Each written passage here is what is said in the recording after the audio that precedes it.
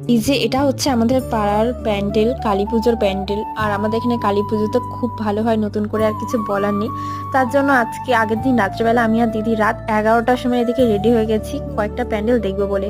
যেহেতু পরের দিন থেকে প্রত্যেক দিন প্রচুর ভিড় হবে, মানে 4-5 দিন আমাদের এখানে ঠাকুর থাকে, আর প্রত্যেক দিনই খুব খুব ভিড় হবে। তার জন্য আজকে আমরা ভেবেছি সুন্দর করে আমাদের পাড়ার প্যান্ডেলটাই দেখবো আর সুন্দর করে ভিডিও করব। আমাদের পাড়ার পুজোর প্যান্ডেলটা থিম ছিল বুদ্ধ মন্দির, আর ভেতরে এখানে সমস্ত বোতলের কাজ ছিল, আর প্রত্যেকটা সূক্ষ্ম সূক্ষ্ম কাজ খুবই ভালো লাগছিল দেখতে।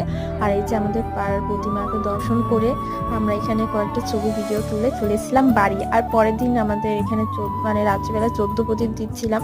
তার জন্য এখানে আমি সমস্তটা রেডি করে প্রদীপ জ্বালিয়ে বেরিয়ে পড়েছিলাম, ক্লিপটা নেওয়া হয়নি। তারপর এখানে আমি হালকা পাতলা রেডি হয়ে গেছি, বেরিয়েছিলাম। আর তোমরা জানিও আমাদের পাড়ার প্যান্ডেলটা কেমন লাগছে। আর কালী পুজোর অনেক ভিডিও আছে, দেখা হচ্ছে নেক্সট ভিডিওতে। টাটা।